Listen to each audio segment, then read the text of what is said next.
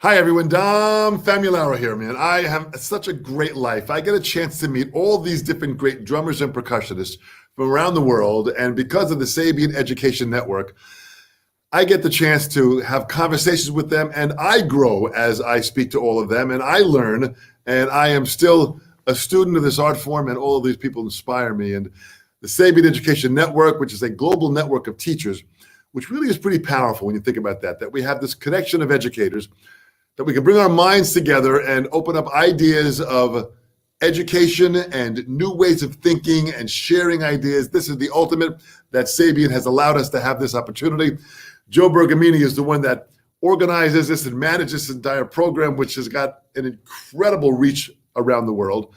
And the fact that Sabian gives us this chance to be able to do this really is a blessing. So I thank you so much for joining me here. And I want to bring on my guest today, a fantastic player, percussionist, musician, he does it all. Would you please welcome the great, let me get him over here, Memo Acevedo. Thank you so much for joining me here.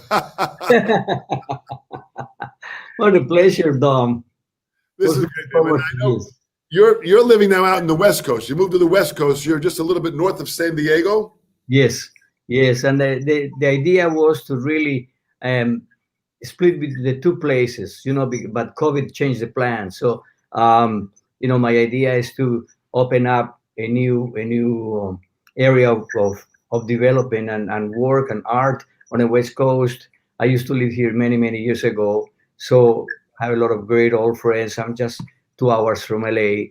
And then back to New York. I have my band there. So the idea was to really be back and forth. So once COVID disappears or goes away or gets put to sleep,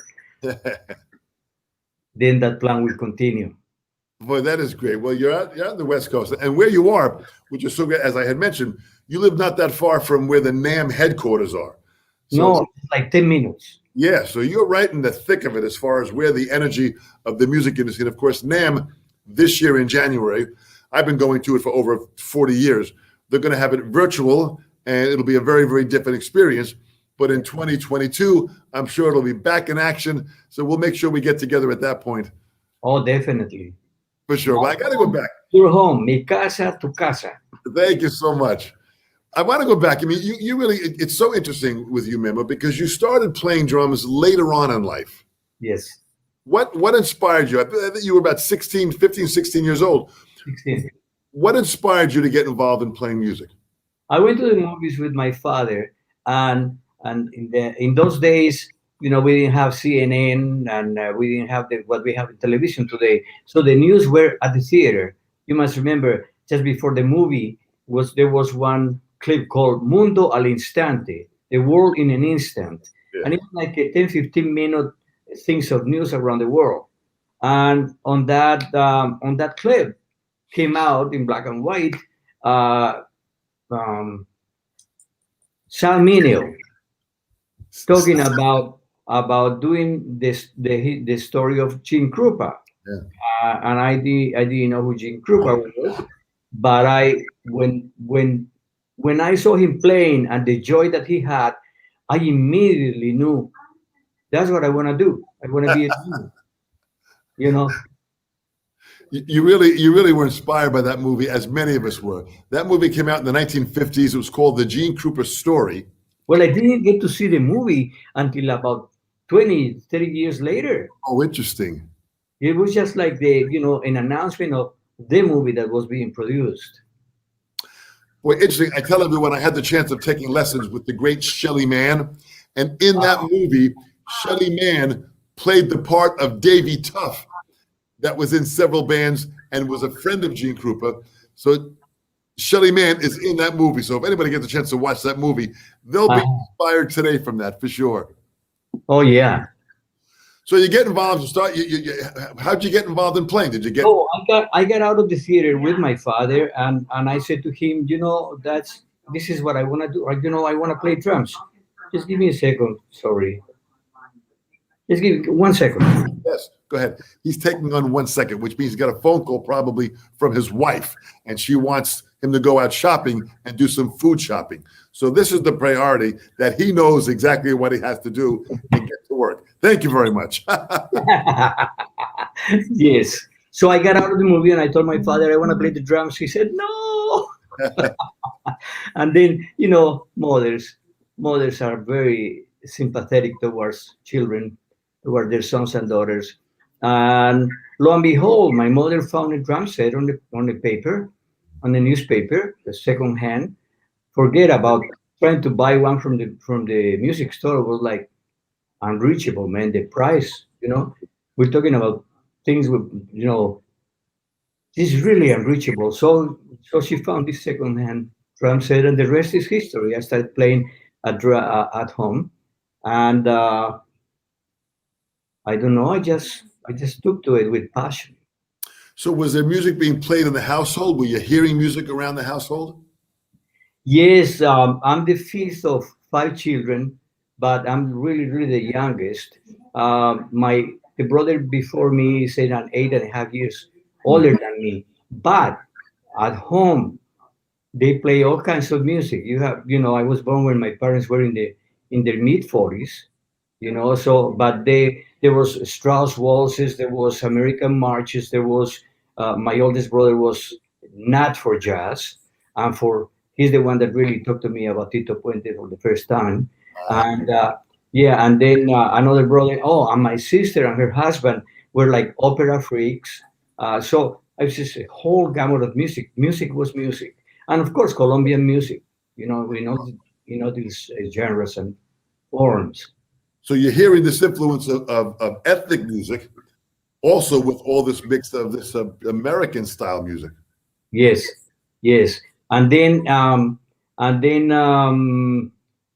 Beatles and the rock thing started affecting, or not affecting, right? That's not the right word, but it started.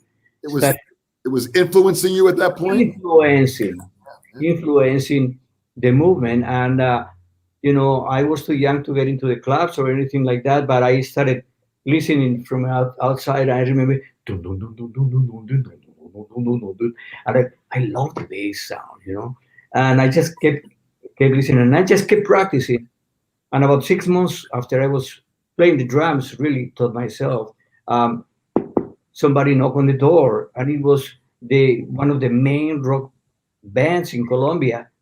And these guys, the bass player and the guitar player, who were the leaders of the band, came and say, "Hey, our name is Carlos, and my name is Arturo, and Carlos," he says, "I just live like a couple of blocks from you, and I've been walking back and forth passing, and I get to hear somebody drumming, and every time you sound better, and we need a drummer because our drummer is leaving. Would you like to join us?" And I go like, "Oh my God," I just freaked out because I'm not ready for this. So my father grabbed me by the arm. He said, "Excuse me, guys." He grabs me by the arm and says, "Don't be stupid. Say yes." Literally. So I said, "No, I don't want to hear it. Say yes." So I joined them. But it was, you know what? As a musician, as an artist, Dom, you know this. We were best under pressure. So I joined them, and I became a rock star in Colombia, in South America. Yeah, and it was funny, man. It was great experience. But it's a mess. So at this point, you're playing with different musicians, and you're starting to play, all different types of bands where they're all different musicians, like guitar players, bass players. No, there were 2 bands. The first one that I started playing with was called the Lasers, right? And I was just getting there, kind of experimenting and learning along the line, and then I started really getting more of that stuff. And then about 6 months later, after I really started playing, because I just took it with passion, and it was just like play and play and play. I didn't have a studio, right? My drum set was in the living room of my house, right? So, and my parents, man, God bless. Yeah, I don't know how they must have had so much love for me. So you're in Colombia at this time. When did you make the move to the U.S.? Okay, so I want to be a musician, right? But my parents and they didn't want me to be a musician. You know, you got to get a real career. You know the story. So I don't want to get into that. But the thing is, because of the band that I joined was called the Flippers, right? So I remember seeing Louis Bellson with two bass drums, and I used to have a big feature on the drum set, and the guy said, "Well, why don't you get the two bass drums?" So I did ended up getting the two bass drums. You know, I really don't play two bass drums, or I don't play double pedal, but I just started playing that stuff, and we started touring the country, and I was making more money than my father and my brothers all together. So when I realized, my oldest brother was really the main support. He was a frustrated musician. He was 19 years my elder, right? And he said, "You're a musician. You gotta go for what you have. You're so talented." Actually, I taught myself to play accordion when I was about 9. Oh, really? Yeah, taught myself to play accordion, figure out the bass notes here. I don't know how, So uh, one of those gifts that we received from above. So yeah, so he said, you gotta follow your dream. So I had enough money to travel, and there were three other guys from three other rock bands in Bogota where I live, and they wanted all to go. So we put a quartet together, and we wanted to come to the US, but we didn't speak English. So, okay, let's go to Europe, let's go to Spain. So the four of us moved to Spain. No gigs, nothing done, just going there. And, so I that was 3 years after I started playing, so I moved to Spain. And in Spain, at the time, I was playing a lot of blues there. And I ended up You're being playing drum set at this time. drum set. I don't play percussion yet. Yeah, I don't play percussion, just drum set. drum set. Yeah. So I get to Spain, and I used to play a lot of rock and blues, and then I had like a 6 month stint in Majorca, in the island of Majorca. And that was great, man. We used to play at a place called the Moulin Rouge, but it was just a rock place. And man, I would go there and practice, and I got, my other influence on the drum set was Mitch Mitchell. I got, and I can guarantee this, I got the first Jimi Hendrix Experience album in Colombia. I was the first guy that received it because I had a girlfriend at the time that moved to London to study arts. And when she was there, that's when the Hendrix album came out, and she sent it to me. So when I got there, man, all the cats in Bogota just come to my house, and we have, oh my God, I remember my father walking into the living room. What is that? That sounds like a horny horse. you know. But anyway, so Mitch Mitchell was one guy that impressed me. The other guy that really made a great impression on me, and this is when I moved to Spain, to Madrid, was John Bonham, Led Zeppelin, man. When the album came out and I put it on it, that's the one thing that I never stopped. My turntable, my stereo, everywhere I went to, man. The bass player and I were sharing, living in a hostel in Madrid. And we would just learn all this. He would learn all the bass lines, and I would learn all the. My charts were like boom ta, boom boom ta, ta da ta da ta da, with literally ta da ta da ta da, boom boom pa, traku traku. Those were my charts. I have a funny story to tell you about that. So, anyway, my influence: Gene Krupa, Mitch Mitchell, but John Bonham. Wow. I have a funny story. So I get to Madrid, and people start saying, "Oh man, this American guy, he's got the American beat, the American sound." In Europe, they didn't differentiate South America from North America, so they call us all Americans, right? So I started getting a lot of calls to do recording sessions. I had done recording sessions in Bogota, so I was not inexperienced about that. Right. I recorded for a lot of name bands in Spain where they were not happy with the drummer. But I had this funny story. This is a composer called, an arranger called Waldo de los Rios, and he was Argentinian, and he arranged for everybody, um, all the big names, Rafael, Julio Iglesias, and all that stuff. And he called me to do one session with a 36-piece orchestra. And I said, sure. In those days, the drum set was in a studio. All you would need to bring was your snare drum. If you wanted to bring your pedal, that would be, and your cymbals. Everything was fine.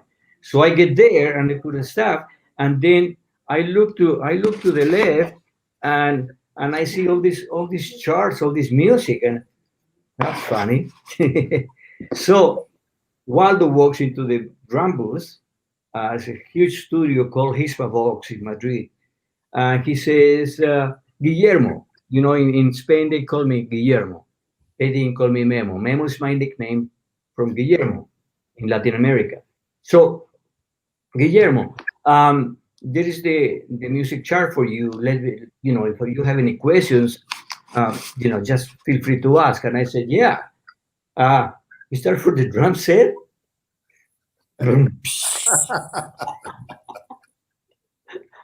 I had no idea, Dom, that there was music written for drums. I remember, yeah, no, I never studied notation, nothing, you know. So to make a long story short, because I developed my musical memory, Yeah. and that's so important. Yeah, yeah. One of the things that you may have experience with students too. Sometimes they cannot play unless they have something written, right? And sometimes they ignore the importance of musical memory. So I had developed musical memory because that's the way I learned, right? Drago, drago, do, trago, trago, all that stuff. Trapo, trapo. So, to make a long story short, I said to him, you know what, Waldo, can I ask you a favor? I mean, he almost had a heart attack. He's got a 36-piece orchestra, we're counting buckaroos, Yeah. and he doesn't have a drummer. So I said, Waldo, I have an idea. Necessity is the mother of invention, right? I said, do me a favor. I'm gonna get a notebook here. I'll take notes. Please rehearse the numbers that we're doing with the band. Once, twice, pass it by, and make my notes. Man, I don't know how I did it, Dom. That's the way I did it. So at the end of the session, he said, "May you save my neck." This guy was a big, big guy. We're talking like a Henry Mancini type of thing, like a guy, or Quincy Jones, right? Yeah. So he says, "Okay, Memo, Guillermo, here." He writes a note and he says, "Look, this is a guy that is an amazing music teacher. I want you to visit him. Call him right away. Go visit him and study with him." I go next door to knock on the door in Madrid, this apartment, and the door opens up, and it's a guy that looks like Beethoven, Open it, see, can I help you in Spanish? Say, yeah, Maestro Waldo sent me. He wants you to teach me how to read music. In 3 months, he had me doing solfege done. It opened up my world like this. You won't believe. How was he teaching? What was he showing you? He went through the whole solfege from the whole notes to the, all in Spanish, right? Yeah. So all the way to, and doing, and solfeging, like doing intervals and doing, the singing and all that stuff. I cannot do it now, but I could read and solfege at the same time, sing it. But man, I tell you, then I went to the music store and I started digging books and all that stuff, and that's how it really opened up my world, learning to read music. So the power of education, I mean, you had obviously this sense of natural music inside of you. The power of education, having a little bit of that knowledge, open you up because listen, you have done. I've got notes and notes of things on you, which is absolutely amazing. And we haven't even gotten into your daughter Jacqueline, what she's doing now with the American Utopia is another. I want to talk about that in the course of time.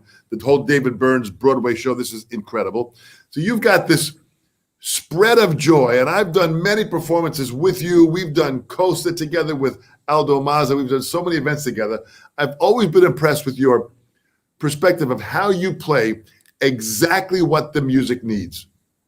Oh, thank you. Really powerful. Thank you, Dom. Yeah, I think that's kind of removing the ego away from you and doing the job that the music demands. As a composer, I realized that, that's one of the things that I have experienced is that every song has its own personality. Every song demands its own need. You try to change something, and it's funny. It's like music, like an entity. Every song is like an entity, and you may conceive it this way, but the song may say, no, that's not what I want. I want to go there. Yeah. But I've been very fortunate, Dom, that as you see, have the list of all the people and different styles that I have played, that I have really played every single style of music. It has really opened up my whole world, and it was then later on when after I left Spain, I went to Mexico. I was in Mexico a couple of years, and then after Mexico, I went to Canada, and it was in Canada that I kind of rediscovered my roots, and I started just writing music and developing my own thing. Before that, I was always a part of a band. But now we're talking about me having my own career and having to develop my own thing. And I, went through the whole thing of, it's always serving the important thing. But that's what you do so well. So talk about now. You come back. You're in the States now, and you're starting to meet more musicians. You're networking more now. Yes. Even when I was in Canada, I still did because between Canada and the US, I was in Canada for 3 years, and then I moved to LA for a year, right? And during that year, that was when I really started developing a friendship with some of the best players in LA. Yeah. So and we're still great friends after all these years, right? So that's the one thing that this COVID has really stopped because being here there's so many possibilities of doing so much stuff as well as in New York. But with this COVID thing has not been possible. But eventually, I'll have to put my own version, my own band version, West Coast band down here as well. Do whatever work I do.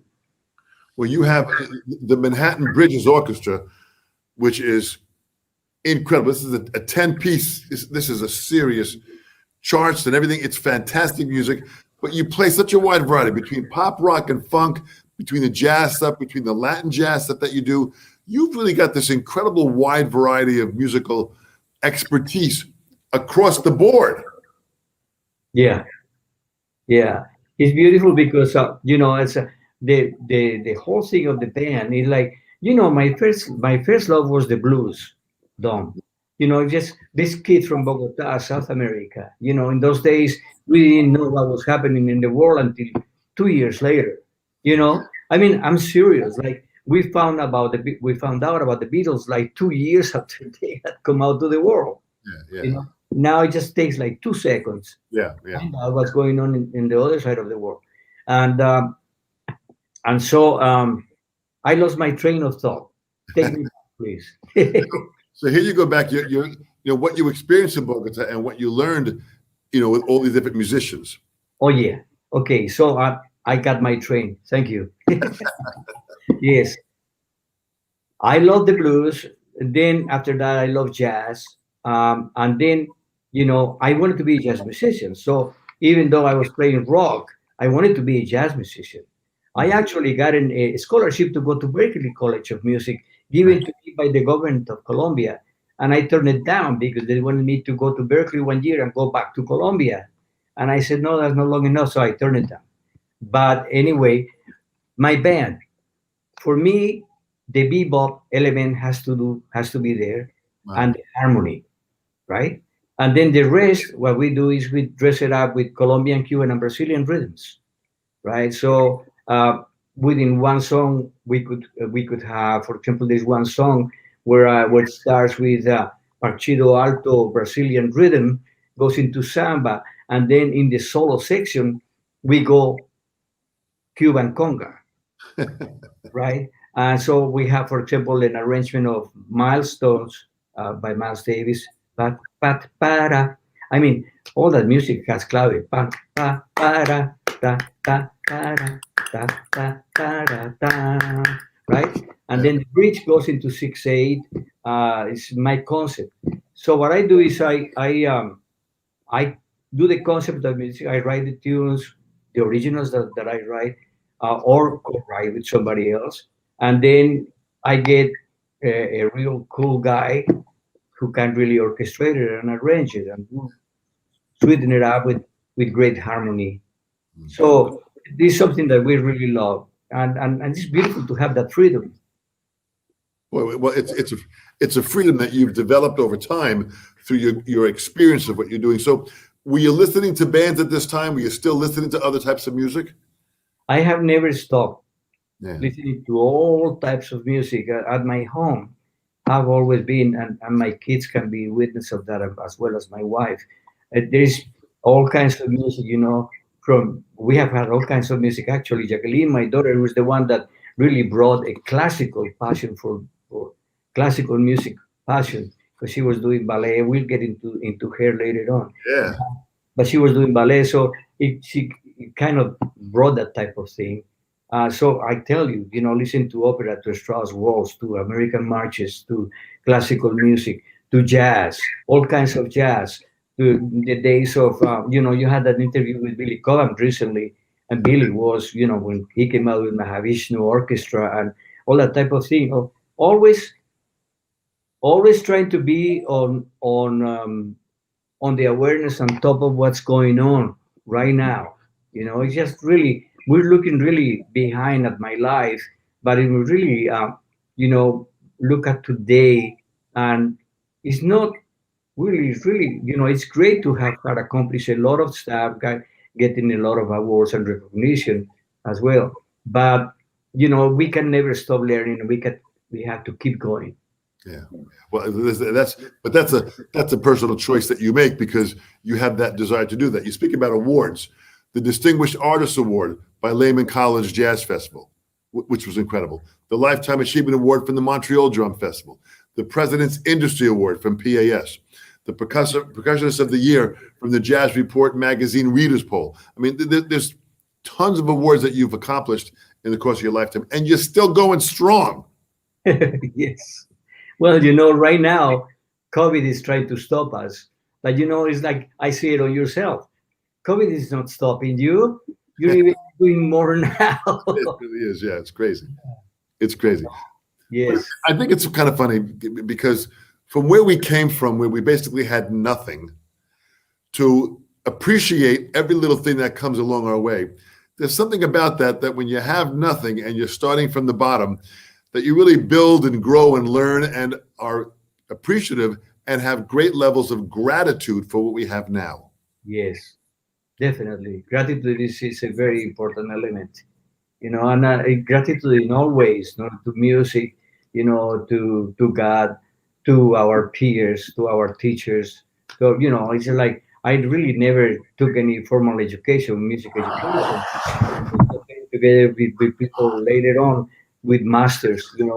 When I was in Canada, I had the opportunity to they were, because Canada and Cuba have a free relationship. They never broke relationship. We had all these Cuban masters coming to Toronto, and I was the guy in Toronto that was leading that type of movement. on Cuban and Brazilian music. I had the first salsa band in the country, right? And so all these guys came, and I was fortunate to get into the education field, studying at Hamburg College, which is the equivalent to Berkeley College in the Yeah, US. yeah. And so I had all these Cuban masters going to Toronto, and I continued learning from them, and they would bring me books and they bring me information and all that stuff. That's one of the great things. I've been to Cuba 8 times, and but it's just like an extra family. I got a beautiful recognition award from them called Gitana Tropical uh, Yeah. for my contribution to education in Cuba. So. Well, but it's so amazing that, listen, from Colombia, and then here you are in Spain, then you're in Mexico, then you're in Canada, then you're in the US. I mean, you really have put yourself in musical, cultures that allowed you to really pull from it and learn from it, because I hear all different styles in your playing. And when did you start to get involved with more percussion? Where did the percussion part come in? Okay, when I got to Canada, as I told you, I ran into a Colombian friend who I had not seen for a long time since my rock days, and he was not playing rock at the time. His name is Joy Armando. He lives in Montreal, and he said, "Hey Memo, have you heard of salsa?" Well, we used to call salsa in Colombia just basically like a Latin jam. And I would just go and listen to them jamming and all that stuff, but not getting involved playing. And so he made me a 90-minute cassette. Millennials, a cassette is. uh, They so, don't even know what a CD is. So you can... yeah. So he gave me a 90-minute cassette with all the salsa stuff, and I went like, whoa, whoa, and then Santana, of course, and then that's when I really started kind of getting curious about percussion, and I got myself more involved. And then again, I taught myself percussion. I started listening to the staff and figuring things out. It's funny because later on when I got together with Cuban masters, I realized that my intuition was right. So when I basically, later on when I got together with them, I learned a little bit more technique and all that stuff. But basically, the sound, the groove, and all that stuff. And the other thing that is just like people kill each other about, over it, is the clave. I remember asking Tito Puente, who was again, one of my mentors, a beautiful cat. Tito, how do you know how to play in the right clave? He says, that's a field thing, Memo. It's a field thing. Oh. So I had to start figuring it out. And thank God to music, because what I did is I started picking up and analyzing melodies and analyzing how the notes go and what clave would fit more with that note, with those notes or those melodies. Yeah. And right now, just by now, it's a natural thing, very comfortable. But it's funny because I don't think there is one person that can say that has not played out of clave. All of us have played out of clave.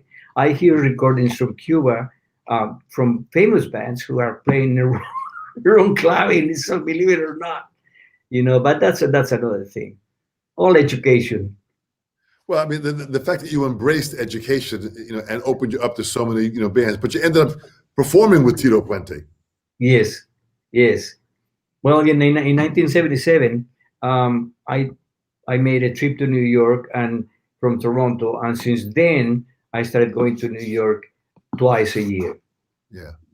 And it's funny because as I said to you, I introduced all this music in Canada, and sometimes when I get interviews, they would say, Memo, how do you keep alive here all these years, and what's keeping you alive all these years? I remember when I was leaving Canada to move to New York, this radio host was saying, what kept you here all these years?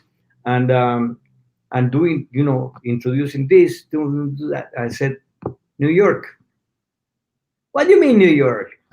New York. I went to New York twice a year. I learned. I started developing friendships.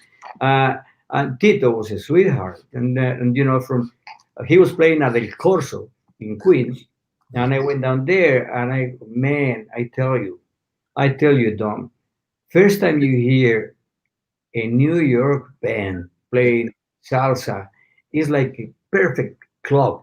Yeah. Yeah. The timing, man, like they're so strict. That's the one thing that I was really impressed about New York. Very strict with the time, without being stiff. I'm Right. talking strict about this is the tempo. You see the director going like, okay, calling heaven. What is the tempo? Okay. In the meantime, the dancers are down there like, you know, they're like they're waiting. This guy, okay. Pa-da-doo-doo-da-ba-ba! And you go, whew, man, that's goosebumps. Yeah. Awesome, awesome. So I met Tito in 1977 at El Corso, and I said, Tito, my name is Memo Acevedo, blah, blah, blah, this is what I do. Guess what? He says, what? "Yeah, I want to do in Canada what you have done here." Mm. It's 1977. So from then on, we started developing the friendship. Is somebody I could get on the phone at any time, back and forth. No, do it this way. I remember when I recorded my album, before I pressed it, I gave him a copy. I wrote a song for him called "Building Bridges," Mm. which has the other day my son was kind of digging the song, and there are about 12 different verses from different people. It was dedicated to him. Bridge means puente in Spanish, Yeah. right? So building bridges was dedicated to him. Unfortunately, life didn't, he wanted to record it, but he was gone before he could do that. Yeah. But but but he said, I remember him telling me, Memo, the album is beautiful, but the music is beautiful that you're doing, but you gotta feature yourself more. Mm. It's about you. You're the band leader. You know Yeah. how Tito talk Yeah. with that intensity, right? And yeah, you're very generous. You're giving everybody solos and all that stuff, but you gotta feature yourself more. So that's one thing that stay with me. I kind of thought that would be a very selfish thing to do. It's nice to be generous, but he said as a band leader, people wanna hear what you're doing. Yeah. Well, listen, very profound. And Tito was that way. His band always. I had the chance to play with his band on a couple occasions and do several clinics with him for Sabian, all of from Puerto Rico to California to all around the world. It was just amazing. But he always played with a deep sense of this moment right now has got to be great. The next moment when he plays, that moment had to be great. He had a real commitment to the audience and to playing music at that moment. Right. Oh, and the commitment to excellence, Dom. Yeah. Commitment to Yeah. excellence. Yeah. Nothing below the bar. Nothing below the bar. Yeah. Yeah. So that was beautiful. But you had the chance. I mean, then you went on. You had some dates. You did. I mean, performances and recordings. Stephen Stills, Tom Scott, Louis Bellson. What? How'd you connect with these people? Yeah, it's just live. For example, with Louis, he went up to Toronto to play, right? The Yeah. concert. So I was kind of the percussionist of choice in Toronto. As you see, I got like a couple of jazz awards from the Jazz Report magazine. Yeah. 94, 95 before I left Canada. And so there was this guy called Peter Appleyard, who was an amazing vibraphonist. He worked for Woody Herman. Hmm. No, Woody Herman. Benny Goodman. Very good. Okay. Benny, killer vibraphone player from London, England, but he ended up in Toronto. So I used to work with him. So when Louis got booked to play in Toronto, Peter, of course, invited me to play with them. And then later on, when I moved to LA, I played with his big band a couple of times. Sweetheart, Louis, Louis. With Steven Stills, when I was here in LA, I was here in LA. I got a call from a drummer whom I met back in Toronto. Uh, I did in Toronto. There's Royal the Royal York Hotel. It's like a Waldorf Astoria Hmm. equivalent, and they used to have big name acts weekly. And there was one of the shows that I did was with Barbara Eden, which is a funny story. Funny story, I'll tell you in a second. I have so much to tell you. But I worked with Trini Lopez. Remember, if I had a hammer, Trini Lopez was great. oh, name, right? So the drummer, Bill Meeker, is his name. I haven't been in touch with him for a long, long time. I don't know how. Maybe I can dig in. Anyway, when he said, if you ever in LA, just contact me. So I came down to LA. I called him, and within a month, he got a call. I was actually out in Redondo Beach. I went to see Willie. No, what's his name? Cal Jader. That's the first time I saw Poncho Sanchez play. Poncho was Cal Jader's conga player. Yeah. And when I came back home, there was a note on my night table. I came back home probably about 2 o'clock in the morning, and Gail, my wife, said, Memo, Bill Meeker phone to find out if you're interested on recording an album with Steven Stills. Crosby, Stills, and Nash, man, my heroes, some of my heroes. And I just loved them. So it was great. It was great being able to record with Steven during those sessions was great because Herbie Hancock came and play on one of the numbers, and Willie Bobo came by as well. Pete Escobedo, Sheila's father, Yeah. I did the percussion. What happens is that Steven said, Memo, I want to do some. Steven did his high school studies in Costa Rica, so he spoke Spanish as well. And he, Iraquere, Chucho Valdez's band from Cuba, came to the U.S. and they were the opening act for Steven Stills, for Crosby, Stills and Nash. So Steven wanted to write some guaguancó and some Cuban stuff. So we both wrote some stuff, and he said, "Look, get another percussionist." So I wanted to get Alex Acuna, but Alex was touring with Diana Ross at the time, and he couldn't do it. So we ended up flying down Peter Escobedo, Sheila's father. Yeah. So Peter and I did the percussion for Steven. Tom Scott, a jazz festival. Yeah. I got a call to play percussion for him, and it was actually the inspiration when I started conceiving recording my album. I had in mind to have Tom Scott with me. It just didn't solidify, but all these people, man, it's just like I'm so blessed, man. All these people that I've been connected with have been like great, great, great people. Not only great musicians, but great people. Listen, I'm a firm believer that, we attract the kind of people that we put off within our personality. So you have always been loving and kind and polite and professional and on time. You've always conducted yourself at a high level. That's what you've pulled into your life. That's true. That is very wise. People, take note.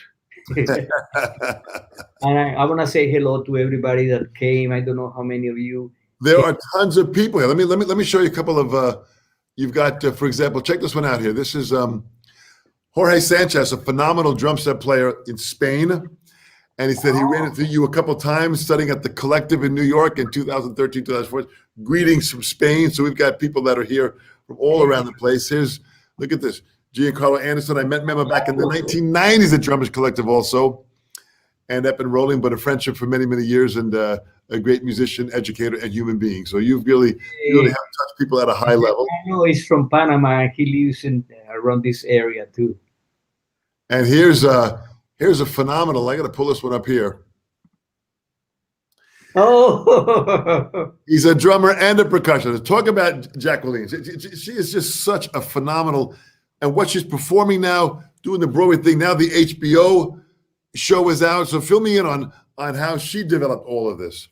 Oh, just like it's a natural thing. I actually didn't start teaching my kids at a young age because, as you know, Dom, the music life is a yo-yo life, up and down, up and down, up and down. That's right. One day you play Carnegie Hall, the next day you're playing, the neighborhood hall with five people in the audience, right? Yes, but Jacqueline. We'll be able, as I said to you earlier, we'll be able to have something, the three of us together, and maybe Joe Bergamini as well. Uh, Absolutely. and because Joe is such a Broadway specialist as well. But what Jacqueline wanted to convey here is that basically that I'm as comfortable as a drummer on any style as I'm on percussion, right?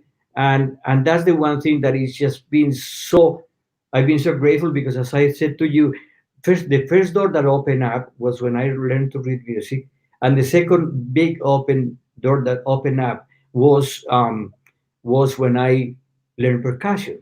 Yeah. So many times I would go, in Toronto, I was a very much on demand um, percussion player, more than drummer. Yeah.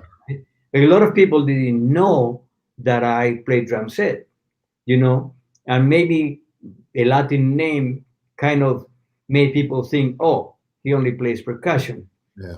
People always get surprised. Oh, he can play drums. I played drum set for 10 years before I played percussion. But right now, when people ask me, what's your favorite instrument?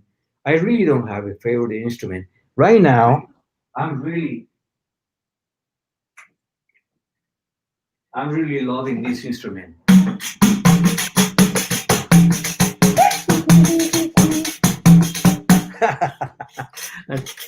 very Fantastic. very much a challenging instrument, man. Challenging. Yeah. Oh, It's so amazing to see. Now, we've got some people here. Check this out here. From Samara, Russia. wow. Paulina is a wonderful drum set player. She's absolutely wonderful and a great, great student of the art form. And she's just doing some great, great things on her own. But there are people following you from all around the world. Check this one out here. Damn Bodanis. Wow. He said, I hope all is well with you and your family and that you are managing to stay safe and healthy. I wanted to share with you a brief story perspective on Memo Acevedo because I know you guys are interviewing this afternoon at 2 p.m. I can't wait. Memo hung out in the late 70s, absolutely the most in-demand percussionist in Toronto studios and also for live performances and concerts. He also had the hippest salsa band that Toronto has ever seen. Thank you, Dan. And yeah, that's true. And you wanna hear that big band was called Banda Brava, like brave band.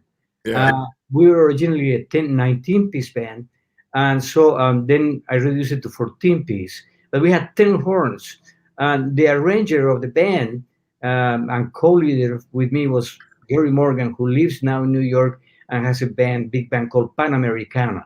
Yeah. Now, you can see that big band if you go to Google and you Google John Candy Banda Brava, Mr. Mambo, John Candy, Mr. Mambo, and Banda Brava. You'll hear us playing, the arrangement of Brazil with Fantastic. John Candy. John Candy and I were going to do an album together, and then he hit it so big that moved to LA, and we just basically lost touch. But he loved the band. Boy, incredible. You've got such a wide variety here. Let's talk about in the jazz world, my gosh, just the name, Tom Scott, Paul Winter, Paul Horn, a phenomenal flutist, which is, Yes. you really have had a wide variety in the jazz world. Then in the rock, pop, and funk world and I got a kick out of the Flippers. That was the Columbia band that you had. But Richie Havens, this John Sebastian, Richie Havens. now So what was this Neil Europe, Peart Rush live performance in Vermont 2011? What was that? with Neil Peart. Yeah. Yeah. Oh, it was awesome. He came and just performed one number. He wanted to do one number with percussion as well. So we went all on stage and played. It was just as one shot to it. Very shy guy. Very Yeah. shy. very, I won't say shy, more like reserved, right? Yeah, Reserved. yeah, And yeah. nice person. Yeah. Yeah, a very, very private person I had a chance to meet through the connection with Joe Bergamini. And Neil was just an absolute gentleman and professional. And yes, very reserved and very, very to himself and protective of himself, I guess is really what it is. When you get to be that level, it's pretty amazing. But let's go down to the Latin jazz and the Cuban world. The Building Bridges Band. Yeah, that's my band that I originally did the Building Bridges album with, and then when I went to New York 3 years ago, I put the band together again and name it the Manhattan Bridges Orchestra because um, all of us live close to the bridge when Yeah. we're in Manhattan or Queens. Everybody, so I thought Manhattan Bridges Orchestra. Yeah. Talk about Dave Valentine. Oh man, what a sound! What a What a great sound! sound. You know what? It's amazing because when you listen to somebody, my favorite alto sax player is Paul Desmond. Yeah, You hear Paul Desmond, and it's not. It's Paul Desmond. yeah. And I ask myself, how do you get to have you know a sound like that when you have the same instrument? Like it's unmistakable from all the sax players that I hear. Yeah. It's just like Paul Desmond. So and who were we talking about a second ago? Dave Valentine. Dave Valentine. Well, I in one of my trips to New York, I walk into the music store when we had those record stores. That was great to go get your fingers dirty looking at all the new albums, right? And I hear this music going on like amazing flute sound with amazing Latin groove with jazz harmonies, and I go like, so I went to the like, who's that? It's Dave Valentine, Dave Valentine, and okay, so where can I get an album? So I bought a couple of albums to bring back with me to Toronto.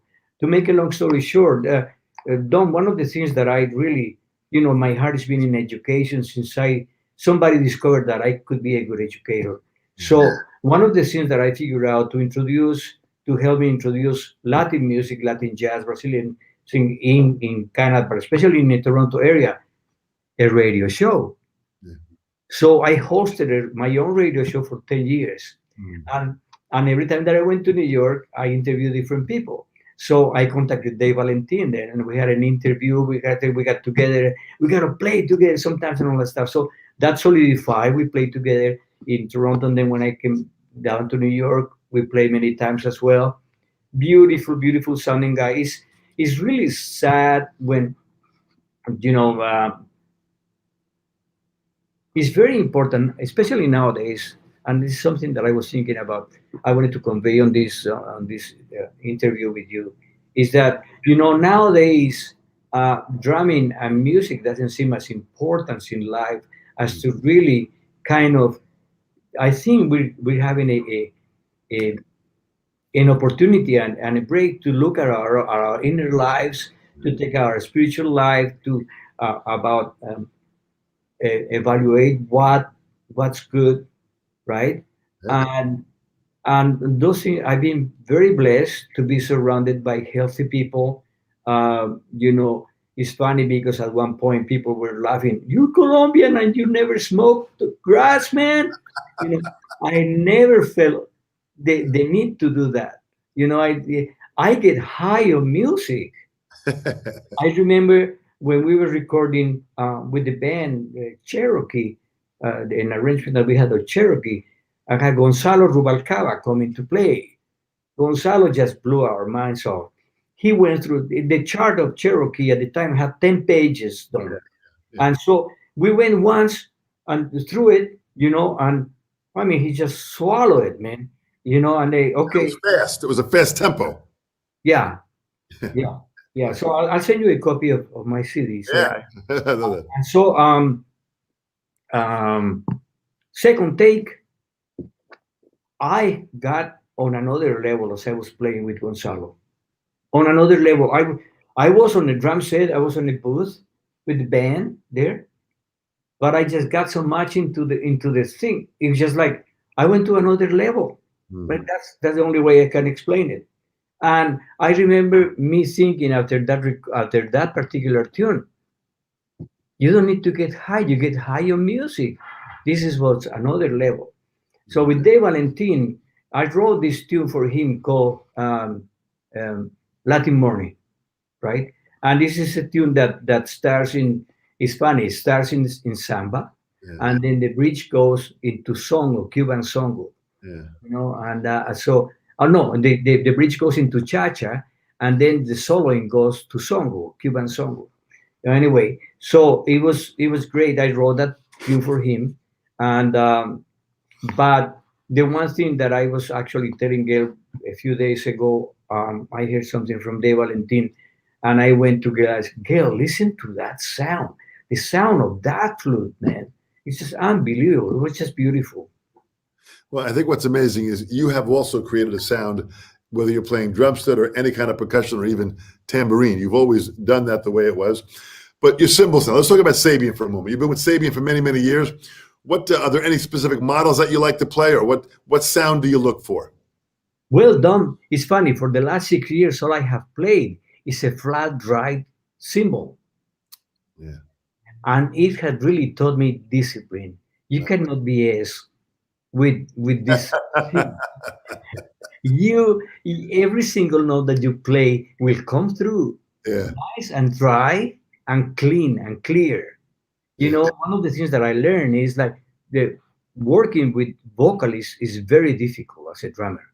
Very difficult, because they're never happy with the cymbals. So the one thing that I really love about the flat drives that I have, this is actually I actually wrote is I'm using the where did I put it? My notes, here it is. I use the double A fusion. Right. No. I'm wrong. The HH flat drives, 20-inch. No bell. Yeah. So what is very particular is I came up with an idea, but really I came up with an idea for that symbol, but the company didn't go for it because flat drive doesn't have a lot of demand. The flat drives, But I always, at some point, I needed the bell. Yeah. So the one thing that Sabian did for me, and I've been with Sabian, man, since the late 80s, right? That's the company of my choice. Not only the symbols are great, but also the people that have worked for Sabian are great people. Absolutely, man. After that's the great combination that we have here, with absolutely great people that are intuitive, that will take a chance and innovative. And Flat Rides is starting to get strong now. Flat Rides coming back with Dave Weckl and Chick Corea now coming up with the royalty ride and all these. It's starting to come back, man. So hang on to your hat, man. It's coming back big time for sure. Beautiful. Memo, it's so great to have you some time with you here. As we wind down here, you've had people from all around the world that have listened to you here. You've had old friends that we brought on. You've got, Jacqueline is doing again the American Utopia, David Burns, HBO. Everyone go check it out. She's playing fantastic. She's the blonde in the group of what it is. So you'll see what she's doing now. And fantastic stuff. You are absolutely, a legend, Memo, in what you've been doing and what you continue to do. Good luck. Stay well. Stay safe. Wear a mask. Wash your hands. We need you around for a long time. Thank you. Great opportunity to be together, man. Yeah. Thanks to Sabian for allowing us to do this too, for sure. Yes. Happy New Year. Thank you so much, Memo. Stay well. We'll talk soon again. To all that have joined us, thank you so much. Joe Bergamini at the Sabian Education Network for managing all this here. Sabian Cymbals for giving us this vehicle to reach people around the world. This is huge. Thanks so much, Memo. Stay well. Cheers. All right. Yeah.